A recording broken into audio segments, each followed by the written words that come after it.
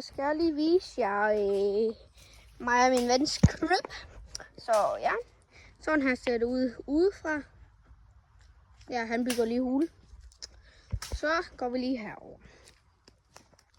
Det her, det er så min hule. Så har vi lige ringklokke. Kan vi gå ind? Ja, og vi har lås på, men der skal lige noget ved det før. Bort. Har min hule herinde. Den, ja, jeg er faktisk lige blevet færdig med at bygge den for nogle par uger siden. Lige rosa blink. Ja. Og min hule. Der var lige. Ja, den har vi jo haft et år. Der vil komme. Jeg skulle have bygget en hule, men det blev ikke lige til noget. Der var skrinplads. Der er min ven. Okay. Ja, nu kan vi... Skal vi se min hule?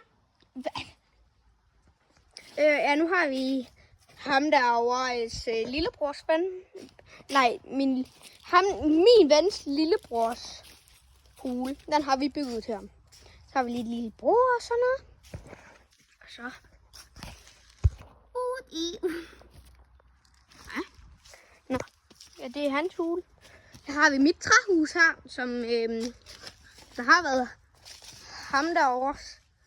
Men nu fik jeg det, og så skal jeg have lavet det hele heroppe.